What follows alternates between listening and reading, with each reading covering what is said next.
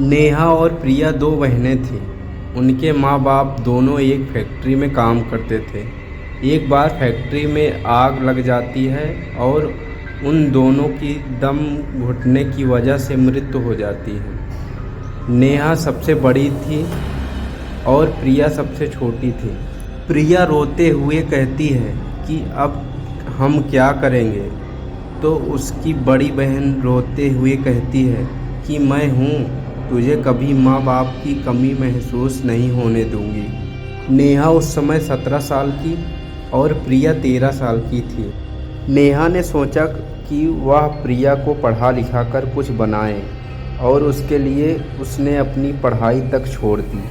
नेहा को एक दिन उसकी माँ की अलमारी में कुछ रुपए मिले, पर उसने कहा कि इतने पैसे में प्रिया की पढ़ाई नहीं हो पाएगी, तो वह रात को घर में लिफाफे बनाने का काम करने लगी। समय बीतता गया, प्रिया स्कूल से कॉलेज आ गई।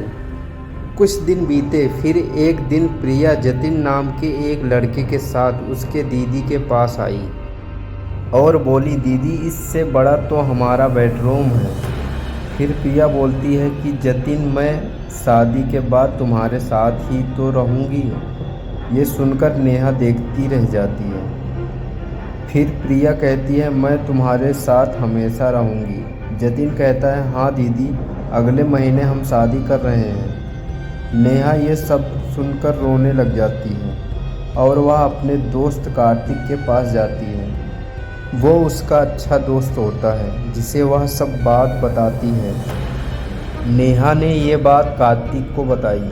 कार्तिक बोलता है, नेहा तुम चिंता मत करो, सब ठीक होगा। कार्तिक बोलता है कि तुम उससे बड़ी हो, तुम शादी कर लो पहले। नेहा कहती है कि प्रिया मेरी जिम्मेदारी है। फिर नेहा जतिन और प्रिया की शादी करा देती है। नेहा अपनी सारी कमाई लगा देती है अपने लिए। अब उसके पास कुछ नहीं बचा था।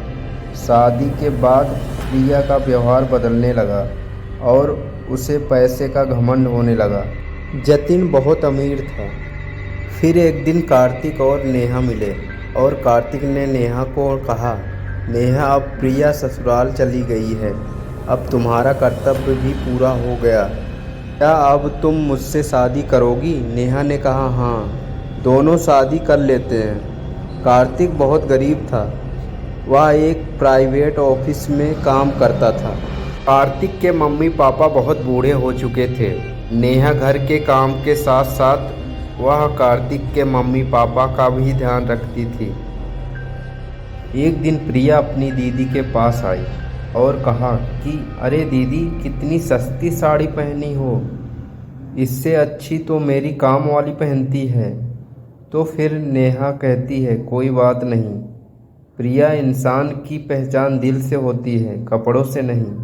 नेहा ज़्यादा पढ़ी लिखी नहीं थी, इसलिए वो नौकरी तो कर नहीं सकती थी। फिर उसने बहुत सोचा और उसने अपनी मन की बात कार्तिक को कही। और नेहा ने कहा कि कार्तिक, मैं खाना बहुत अच्छा बनाती हूँ, क्यों ना यही काम शुरू करूँ? क्या तुम मेरी मदद करोगे?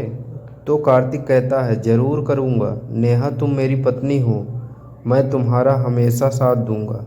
नेहा ने खाना बनाने का काम शुरू किया। लोग उसका खाना पसंद करने लगे और दूर दूर तक उसके खाने की बातें चली और दिन भर उसके ग्राहक बढ़ने लगे। फिर धीरे धीरे उन्होंने एक होटल खोल दी जिसका नाम रखा नेहा भोजनालय। कार्तिक ने भी अपनी नौकरी छोड़ दी और नेहा का हाथ बटाने लगा और अब वो प्रिया से भी कहीं ज़्यादा अमीर हो चुकी थी। और फिर वक्त बदलता गया। जतिन के छोटे भाई रमेश ने धोखे से जतिन से साइन करवा लिए और सब कुछ अपने नाम करवा दिया और जतिन और प्रिया को घर से बाहर निकाल दिया। कुछ दिनों तक प्रिया और जतिन किराए के मकान में रहे, पर पैसा नहीं होने पर उनको वहां से निकाल दिया। अब उनके पास कुछ नहीं था। मायके के नाम पे सिर्फ बहन थी, पर उसके साथ भी उन्होंने बहुत बुरा बर्ताव किया था। प्रिया शर्मिंदा थी। कुछ दिन बीते। प्रिया अपनी छोटी सी बच्ची लेके मंदिर के यहाँ बैठी थी। वह छोटी सी गुड़िया बहुत रो रही थी। फिर उधर से कार्तिक और नेहा आ रहे थे। नेहा ने कहा, प्रिया यहाँ क्या कर रही हो और ये ऐसी हालत क्यों बना ली अपनी, और ये गुड़िया की भी बहुत रो रही है, क्या हुआ?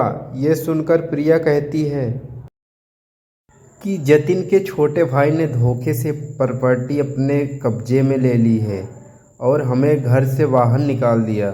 और प्रिया बहुत रोती है और कहती है, दीदी मुझे माफ़ कर दो, मुझे पैसे का घमंड आ गया था।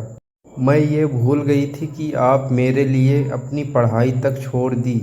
आपने मेरे लिए बहुत कुछ किया, सब भूल गई थी मैं। और वह दीदी से माफ़ी मांगती है और रोती है। नेहा कहती है, मैं तुम्हें तकलीफ़ में नहीं देख सकती, तुम रो मत, अब हम सब साथ रहेंगे। इस कहानी से हमें यह पता चलता है कि कभी भी पैसे का घमंड नहीं करना चाहिए। पैसा ही सब कुछ नहीं होता है, परिवार भी ज़रूरी होता है।